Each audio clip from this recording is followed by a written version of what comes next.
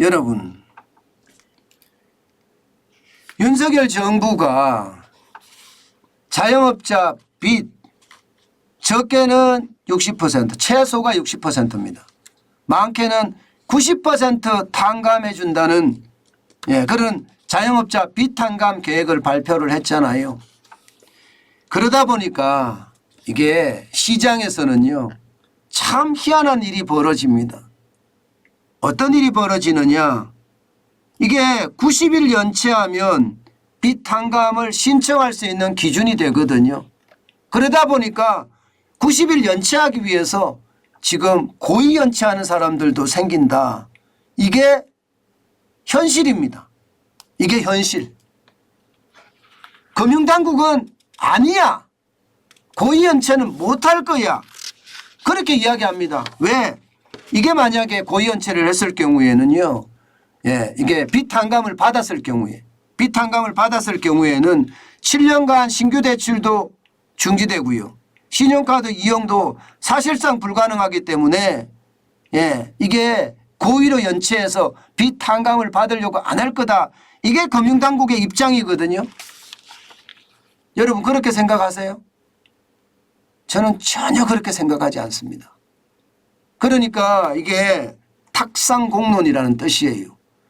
김주현 금융감독위원장도 이게 그렇게 안 할 거다 이렇게 이야기를 하지만 여러분 이거 한번 보세요. 제가 놀란 건 이거예요. 서울시가 말입니다. 시도지사 협의회에 제안한 새출발 기금의 합리적 설계와 성공 추진을 위한 공동성명서 초안에 들어가 있는 내용입니다. 초안에 들어가 있는 내용. 그 내용에 보면 60에서 90% 채무 원금 감면 정책이라는 점에 착안해 고의적으로 채무를 미상환하는 도덕적 해이가 발생할 가능성이 매우 높다 하는 내용이 담겨 있습니다. 한마디로 그냥 정리를 하면 빚 탕감하기 위해서 고의로 채무 미상환할 거다, 고의로 연체할 거다, 이 이야기거든요. 저는 서울시의 이 보고서 공동성명서 같이 이제 지자체들끼리 이야기하자는 그 공동성명서에 저는 정확할 거라고 봐요. 이게 맞다고 봐요. 그러면서 말입니다.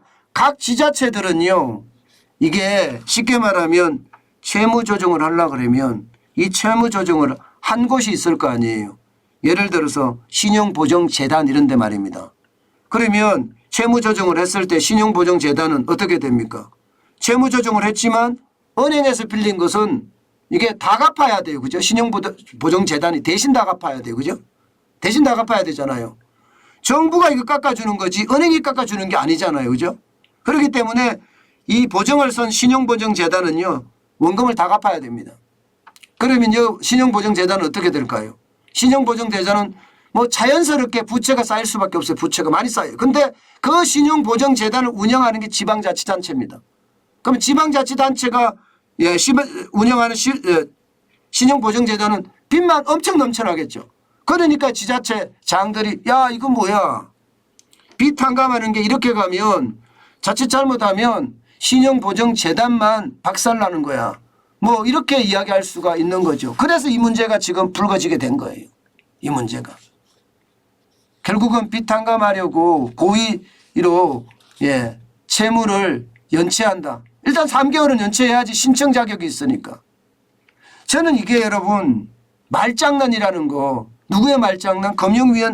김주현 금융위원장이 현실을 모르는 그런 판단이라고 저는 생각을 합니다. 왜냐고요? 여러분 이거 한번 보세요. 이거 한번 보세요. 자영업자 1인당 평균 대출 금액이 3억입니다. 3억 4,685만 원이 평균입니다. 평균. 어마어마하죠. 그러면 많은 사람들은 얼마나 많을까? 평균이 3억 5천이라는 뜻이잖아요. 3억 5천 평균이. 그럼 많은 사람은 이거보다 월등하게 많다는 이야기잖아요. 안 그래도 이자 부담에 지금 허리가 휘고 있다는 게 현실이거든요. 고의 연체 안 한다고요? 아이고 글쎄요. 3억 4,685만 원인데요. 앞으로 7년 동안 여러분 지금 금융위원회에서 이야기하는 대로 보자고요. 7년 동안 신규 대출 안 해준대요. 7년 동안 신용카드 이용 제한한대요.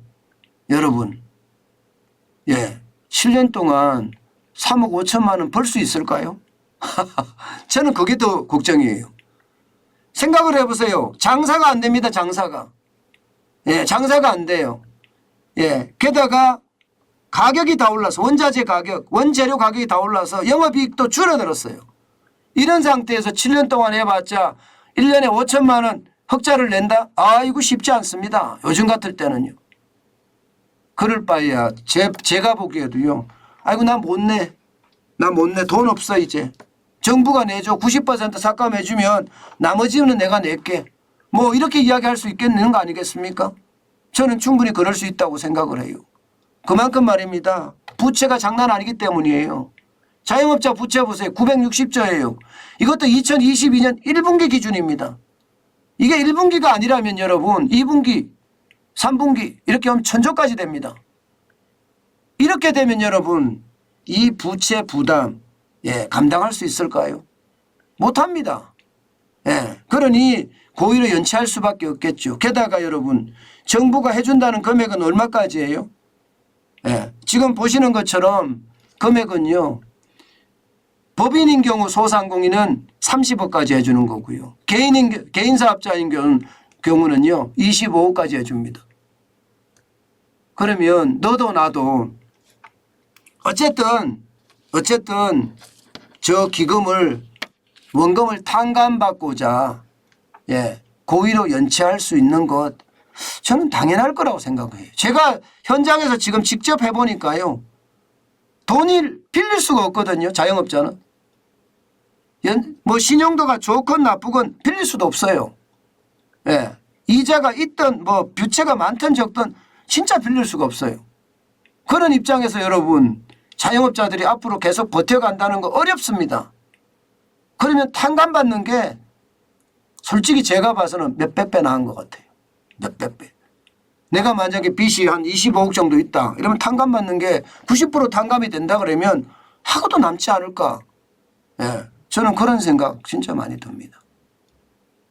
저는 자영업자가 어렵고 자영업자가 줄줄이 파산하고 저는 당연히 도와야 된다고 생각을 해요. 진짜. 그런데 여러분 이게 정책이라는 것은 현장을 중심으로 한 촘촘한 정책이 필요합니다. 촘촘한 정책이. 이렇게 주먹구구식으로 탁상에서 이루어진 정책은요. 결국 말입니다. 이게 세금만 낭비할 뿐이다.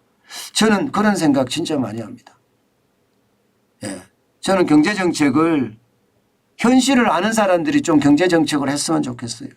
이론가들이 들어가서 탁상 이론으로 탁상 정책을 자꾸 만들어낸다는 게 다 너무 안타깝습니다. 우리 현실을 모르는 거예요. 저는 말입니다. 그런 생각도 했어요. 뭐 문재인 대통령도 제주도로 휴가로 가고 윤석열 대통령도 휴가를 가고 그런 걸 보면서 참 한가하게 휴가들이나 가네. 저는 그런 생각 참 많이 했어요.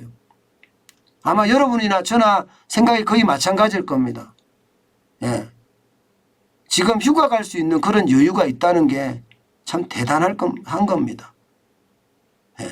참 그렇게 생각하면 참 답답하다는 생각 진짜 많이 해봅니다.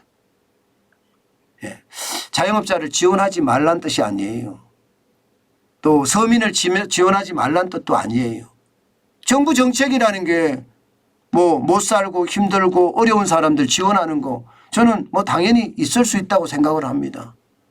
그렇지만 이게 잘 짜여진 정책으로 촘촘하게 구성을 해야지 이게 효과를 발휘를 하지 아니면 도덕적 해이라고 이야기하잖아요.